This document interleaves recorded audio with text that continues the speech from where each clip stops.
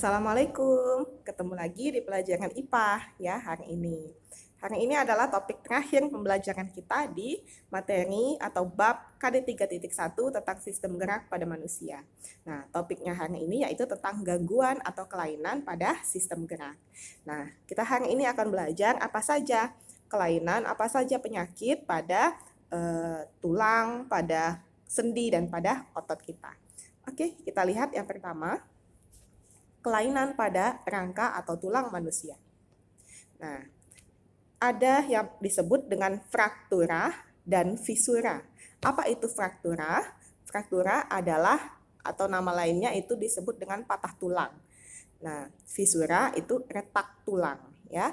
Jadi fraktura itu dibagi menjadi dua. Ada fraktura tertutup dan fraktura terbuka. Patah tulang tertutup artinya tulangnya patah namun tetap berada di dalam tubuh atau di dalam kulit. Sedangkan fraktura terbuka, tulangnya patah dan menembus keluar kulit. Sedangkan fisura, dilihat gambarnya itu hanya retak tulang ya, tidak patah. Nah, ini bisa terjadi karena misalnya kecelakaan dan lain-lain. Selanjutnya, ada yang disebut dengan rakitis ya. Apa itu rakitis? Rakitis adalah suatu penyakit yang mengakibatkan terhambatnya pertumbuhan tulang.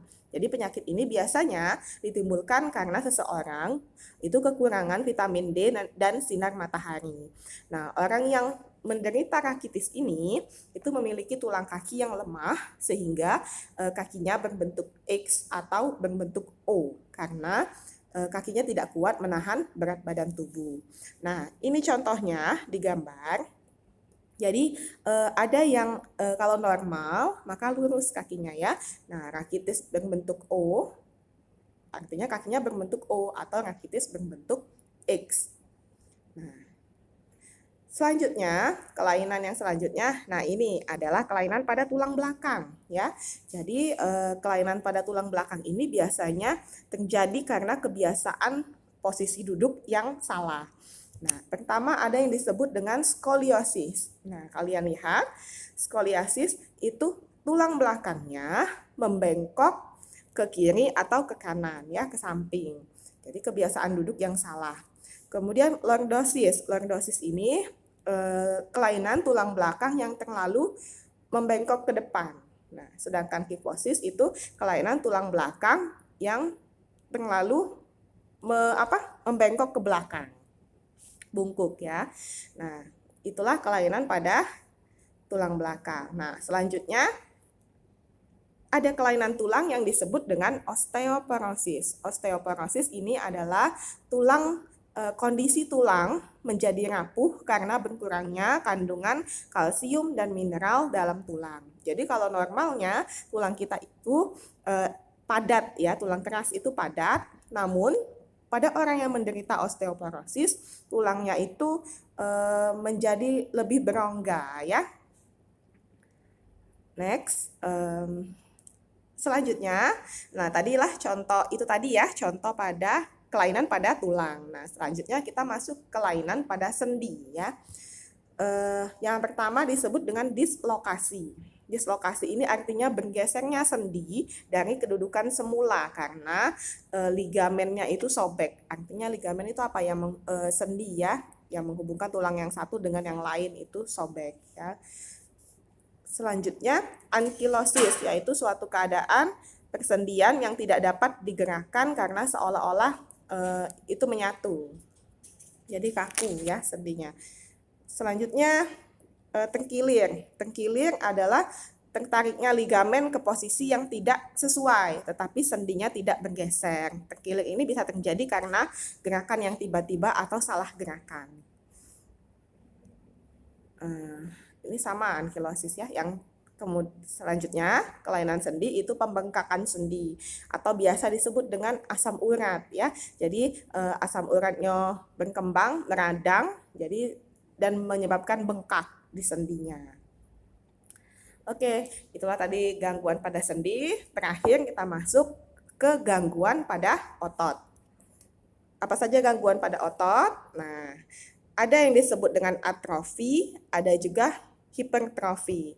Apa itu atrofi? Atrofi adalah penurunan fungsi otot karena ototnya mengecil atau kehilangan kemampuan untuk berkontraksi sehingga seseorang itu tidak bisa berjalan. Artinya ototnya mengecil ya, tidak berkembang, jadi tidak bisa digunakan untuk bergerak. Nah, sedangkan hipertrofi itu kebalikan dari atrofi. Hipertrofi adalah ototnya menjadi lebih besar dari ukuran yang seharusnya, ya. Biasanya itu terjadi pada ragawan, ya.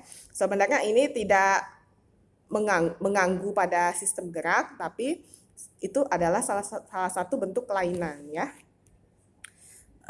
Selanjutnya tetanus.